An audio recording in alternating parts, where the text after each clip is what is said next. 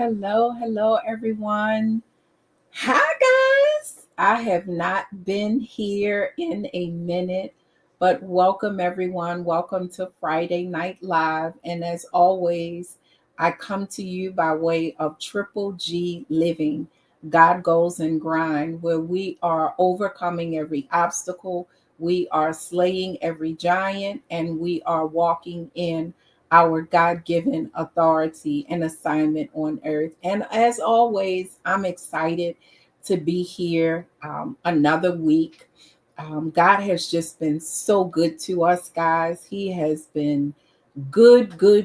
And I'm so always so excited to come and share with you a word of encouragement, a word of equipping, a word of empowering, just to help you journey through purpose. And so tonight, I want to talk about something very brief, but something that I have been spending a lot of time on in the last couple of weeks. And that has everything to do with defeating this whole idea of a pleasing pattern. How many of you know that there are liabilities associated with people pleasing? How many of you know that? Some of us have spent a great time or a great deal of our lives struggling with the concept of being a people pleaser. And I wanted to just, take some time this evening just to talk about the importance of really shifting our intentions and shifting our behavior patterns from the whole concept and idea of people pleasing. I think sometimes we get stuck in a cycle of desiring the approval, the accolades, and the validation of other people, so much so that we find ourselves missing God and missing hearing God. And it's important for us to understand that, because while validation and acknowledgement is important for those that God has stationed in our lives, it is just as important for us to have a set intention on pleasing God above all others. And I always talk about this in the work that I do with those that I serve, and even in the work that I've done, the healing work that I've done, even in my own life.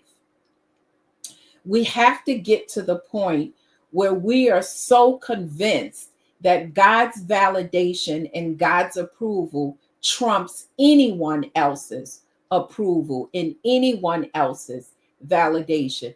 And I think many of us, we're in this trend, we're in this season now of mental health truly being a focus, and we hear our kind of trigger words of triggers and boundaries and balance and all of these very important words that we have to begin to incorporate in our lives, that really helps on our journey of healing through people pleasing.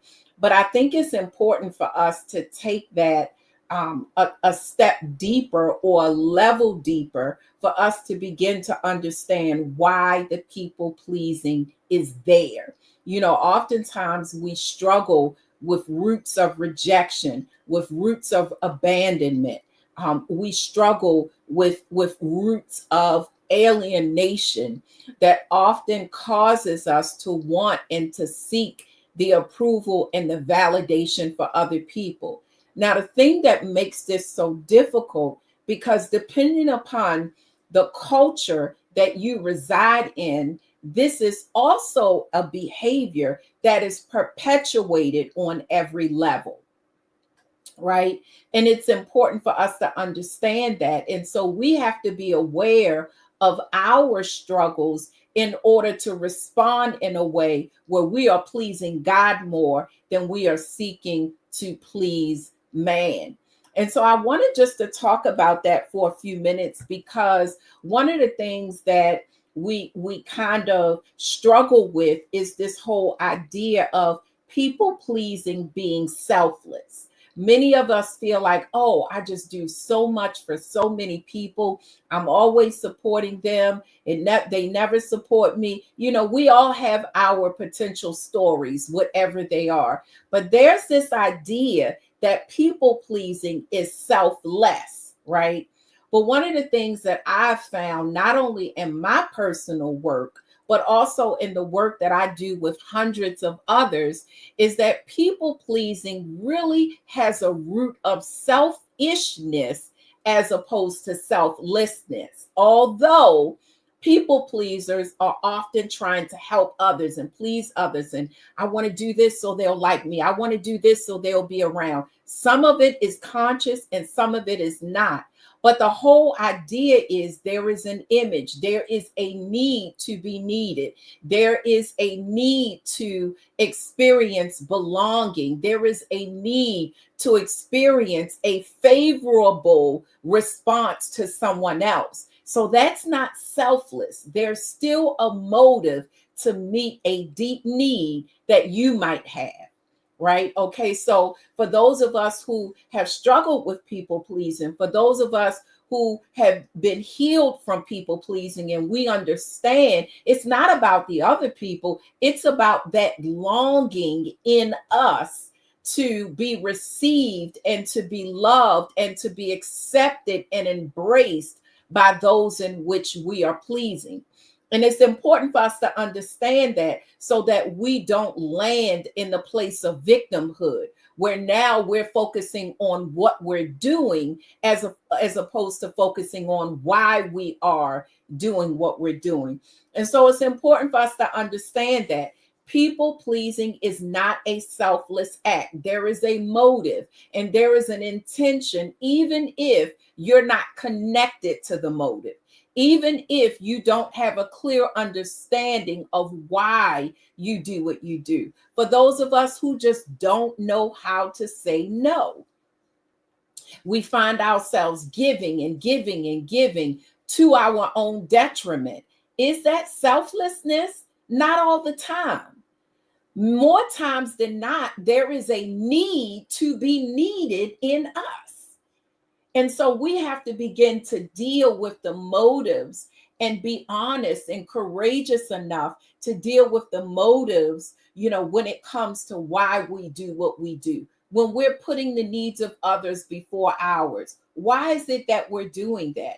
Do we feel worthy enough to prioritize our needs, or do we think that other people's needs are more important? And these are things that we have to begin to ask ourselves. What benefit do I have in putting your need before mine? What do I gain? Do I gain an attaboy?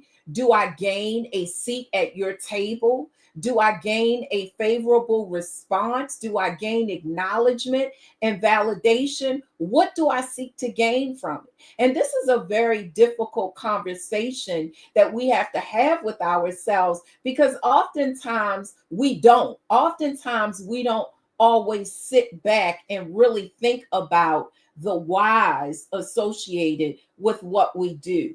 Okay. And some of us, like we talked before, we're driven by just this fear of rejection and alienation. Where does it come from? What if they do reject me? And what?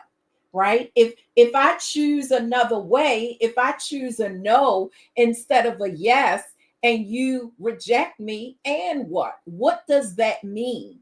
And I think sometimes we have to ask ourselves those questions. We have to ask ourselves those hard questions and stop projecting a deficiency that we have onto other people, because that's the part where we go wrong, when we recognize that we're people pleasing, but then we're mad with other people because they have been part of our process, when really it's about turning inward. It's about looking at what drives us to people please, what drives us to seek validation and to seek approval, and to seek acceptance from others.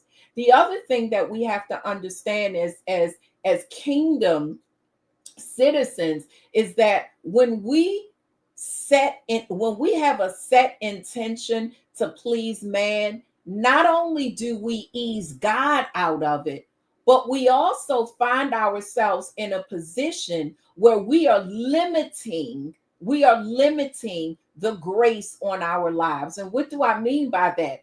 If you're just shooting for the opinion of the approval of mere man, right? Okay, mere man, how they're incomparable to your God.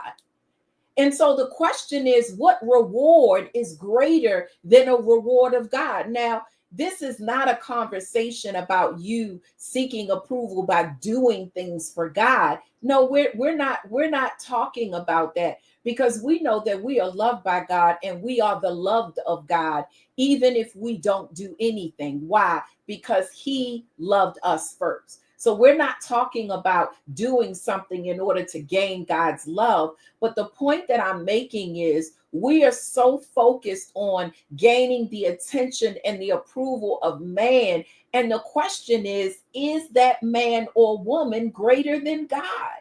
Sometimes we have idolized people that God had placed in our lives, and now they are not effective in our lives because we have idolized them.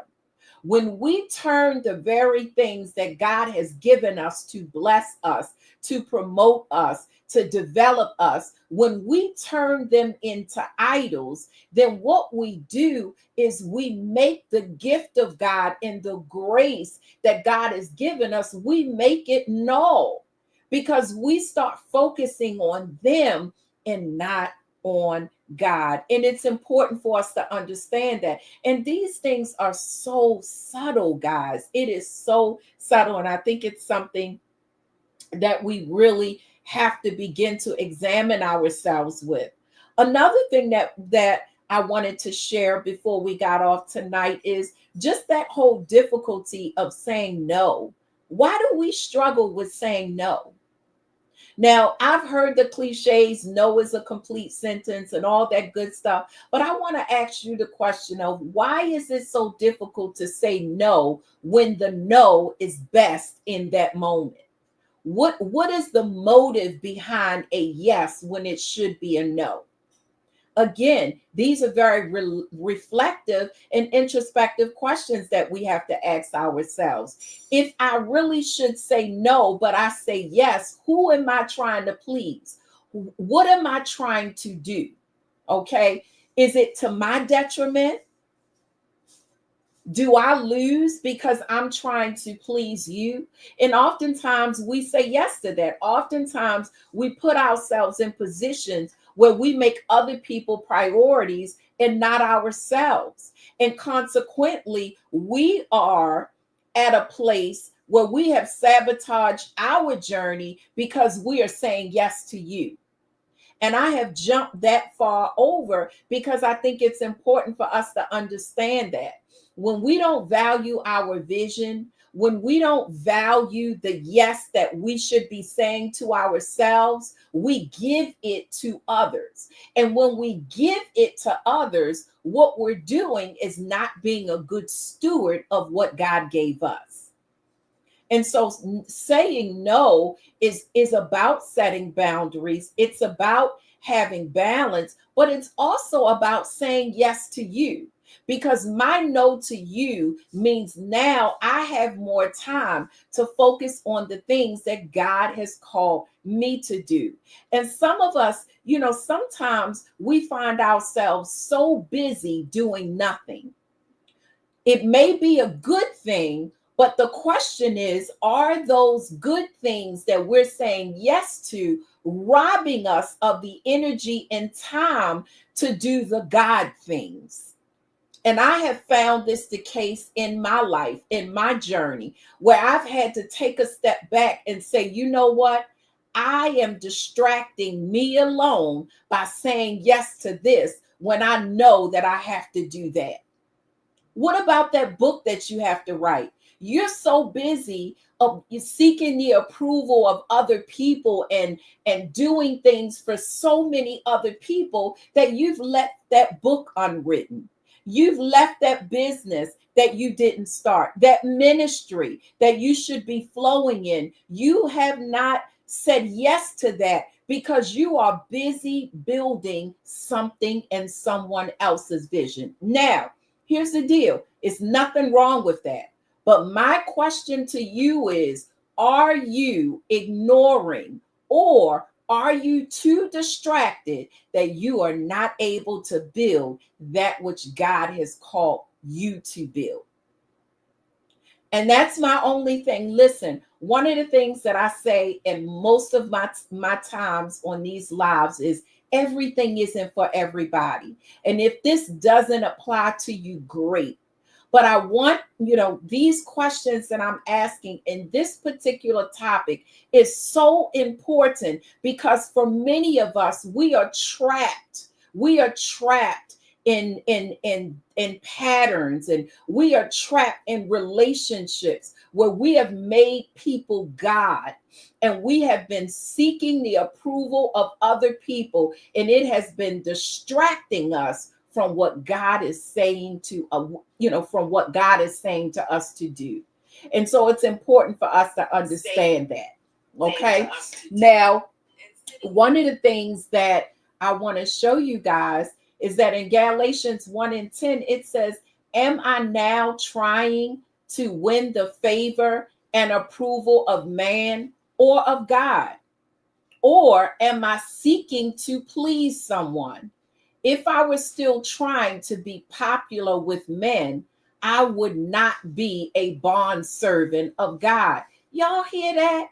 Like, sometimes we have to take our eyes off of man, because we fall in positions of compromise. We fall in positions where we begin to compromise the very thing God told us to do, because we are trapped in a pattern of pleasing other people, of trying to be popular, going to this place, going to that place. Again, socializing, having a good time, doing all of those great things, supporting your friends and your family, and showing up. All of those things are important, and they are God things. But some of us are too darn busy.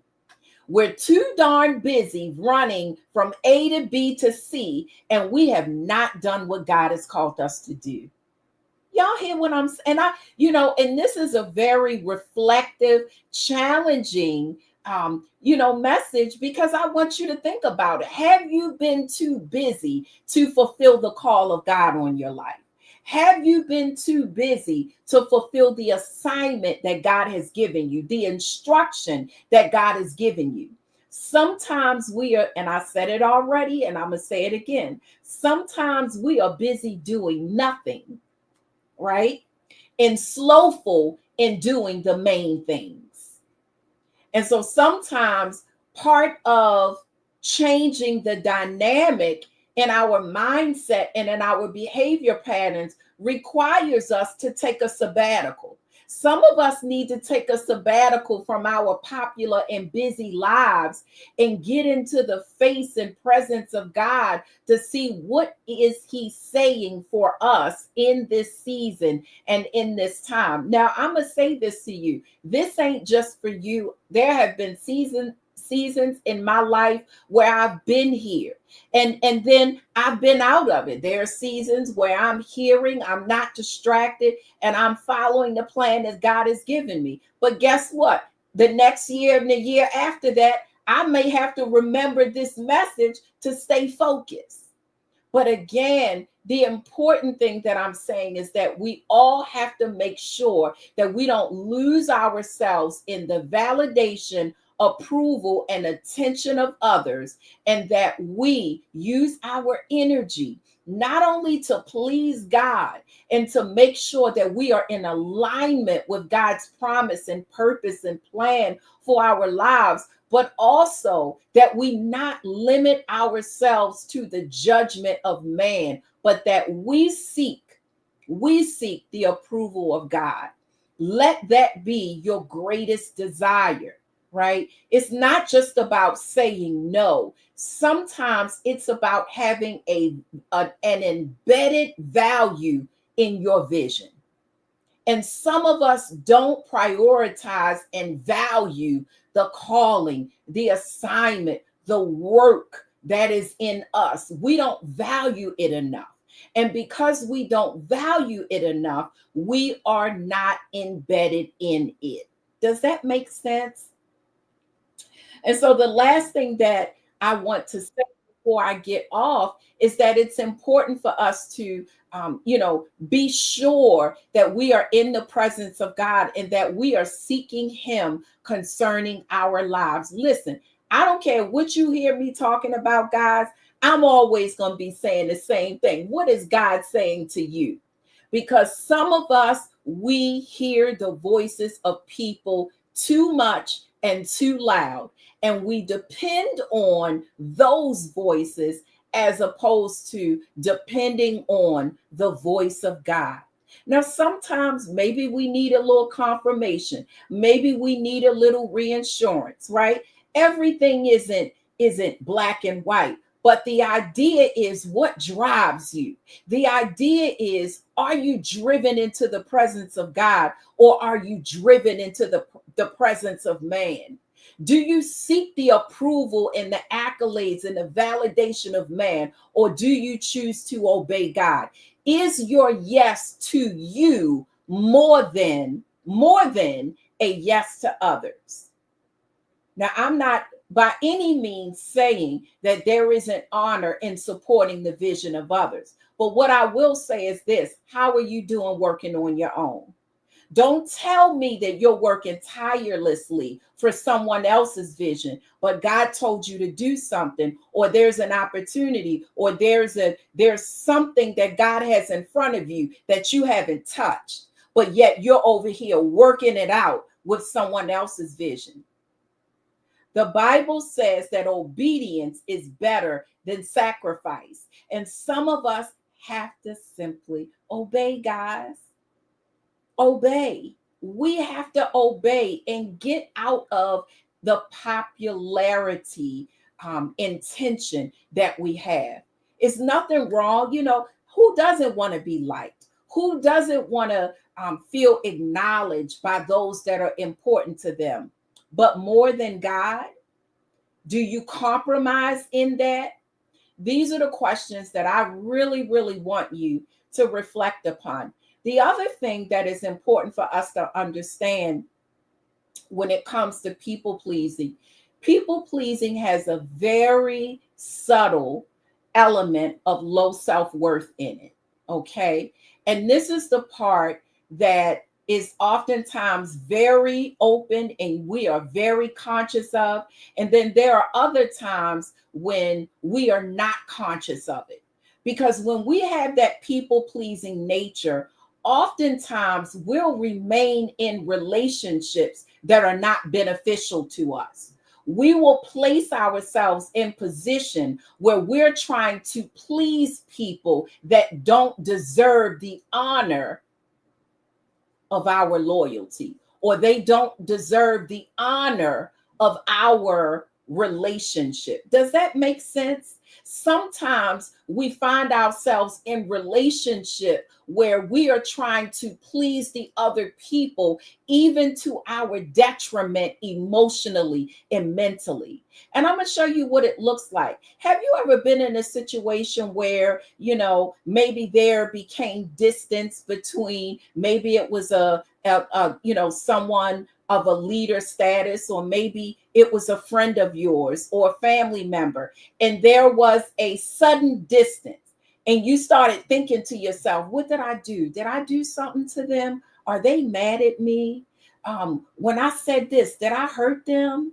And then you find yourself, you find yourself trying to soften something, or trying to subtly feel them out to find out if they're mad at you for something. Have you ever experienced that? And sometimes when we have that people pleasing tendency and that fear of rejection or that fear of abandonment, we find ourselves apologizing for something that we didn't even do. Why? Because we're trying to please the other person. And that is a very dangerous thing, because sometimes we just have to know God and know ourselves enough to know that, you know what, I did nothing to them. And so, you know what, I don't have an apology, but I'll give them the space that they want in love, in love. But sometimes that people pleasing spirit will cause you to run after someone because you think you did something to them and maybe you didn't. Does that make sense? Have you ever been there where there was a distance between you and another individual and you thought they were mad with you, and then you finally talked to them and they were like, what? I was going through this. I wasn't even thinking about that. No, I wasn't mad with you. But there's something in that person that struggles with rejection and abandonment, that person that, you know, that there's a subtle low self-worth in that feels like maybe someone else's friendship is worthy enough, or their liking or their approval or their acceptance of you is worthy, but you don't always think about you. You don't always think about how worthy you are, right? And so you find yourself apologizing when you don't have a reason to apologize, but you are placating other people because of where you are in your self-worth. And this is something that is so subtle. I've been through it so many times, you know, and it gets to the place where you're just like, what you doing? Like, and these are self conversations. These conversations don't have anything to do with anybody else, but it has something to do with, once you come to the knowledge of the truth and once you recognize your patterns of behavior, then that self-talk is like, what you doing?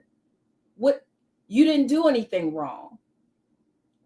You know, and sometimes these are the patterns of thinking and behaving. And that's just one example of it. But there are so many examples. And oftentimes when I work with those in my practice and I ask them a question of, why do you have to be the one to have done something wrong? Maybe they weren't even thinking about you. Maybe it had nothing to do with you. But again, remember, people pleasing is not about a selfless person.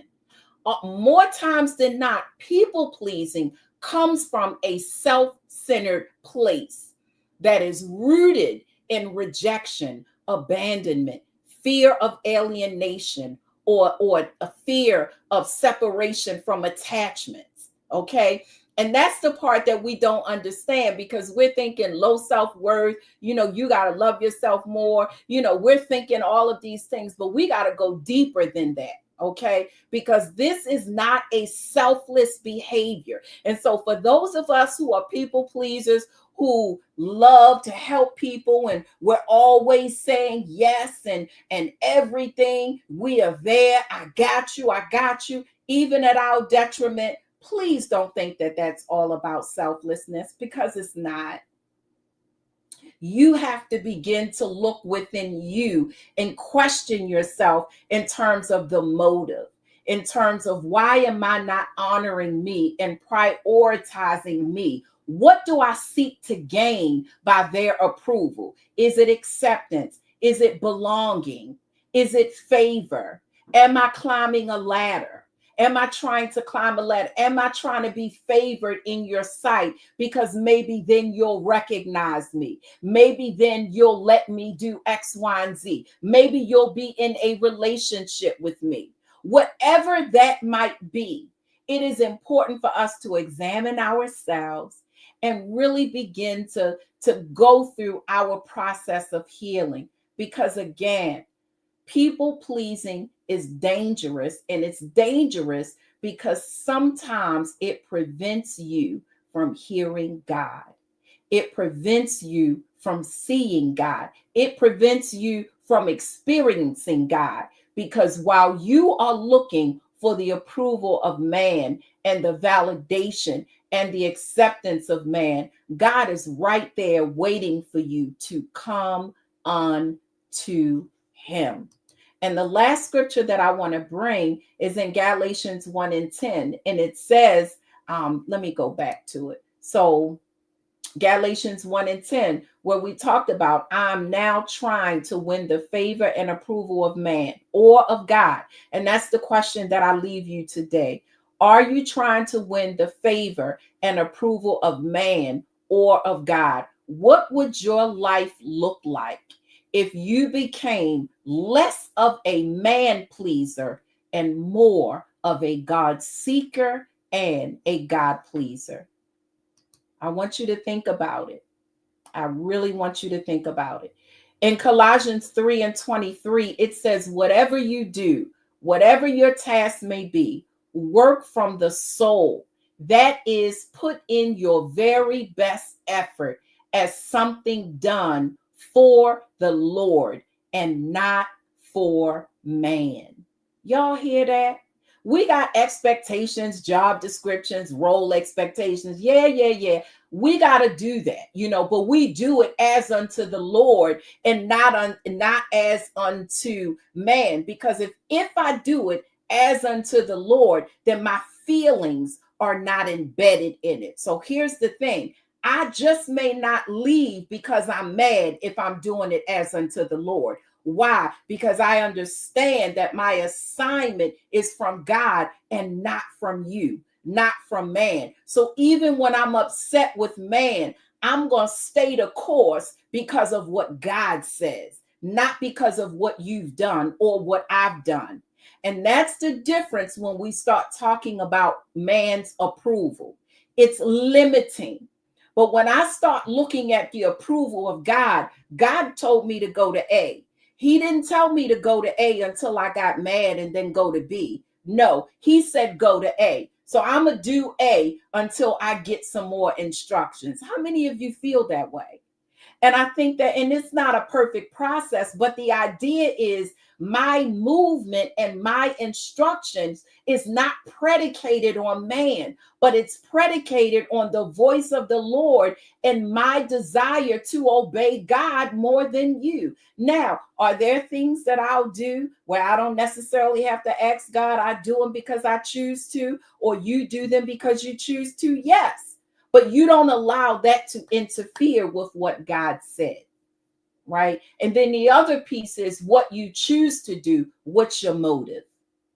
And these are all questions where we're not pointing the finger. Everything that I said during this message had everything to do with being reflective and introspective and nothing to do with pointing the fingers, because it's not about anyone else. And if there is one thing that God has given me a mandate for as it relates to my life and the many people that he has caused me to serve, is first and foremost, we are not victims, we are victors. And it is our responsibility to show up and be accountable to our own lives. And so the work that we do in our journey through purpose is on us, not on other people. So our focus is not on what other people has done to us or what they said to us or how they said it and what they think about us. Those are human thoughts that we experience, but that's not what we live by. We live by every word that proceedeth out of the mouth of God. So we are not trapped in how other people's view us, whether you approve of me or not. And this is something that you have to have a conviction about. There must be a conviction that is poured from your relationship, not your stinking thinking, not your trauma thinking, but your convictions must pour out of your knowledge of who God is and also who he is in you. That is where our conviction comes from. So while I will hear your approval if necessary, and how I will hear your instruction, you better believe I am listening for what God is saying. And my encouragement is that you do the same. Let us not idolatrize those, or let us not commit idolatry by placing the people that God have so strategically placed in our lives. Don't make them your God. Don't make them your source as it relates to validation, approval, acceptance, or belonging. But look to God. Look to God. God bless you, everyone. I hope that this was encouraging to someone. Listen, a lot of times when we do the work of healing, when we do the work that is required through our journey through purpose, it is so important for us to put that mirror in front of us and stop looking at other people and what other people are doing. One of the key indicators for me in terms of um, when I am not in a good place spiritually or foundationally is when I spend more time focusing on other people and what they've done and what they said instead of focusing on what I can do and what God is saying. That is when I know, this is my indicator. That is when I know that I am not in the right place. Because when I am focusing on the devil, when I'm focusing on he did this to me, she did this to me, they said this, and they didn't do this way, and they didn't choose me, and they didn't do, when I'm thinking, when my mind is set on those things, and we are all human and we think about them, I know that I am not in the place that I need to be. And that is my indicator. What's yours? What's yours? God bless you, everyone. Have an amazing weekend.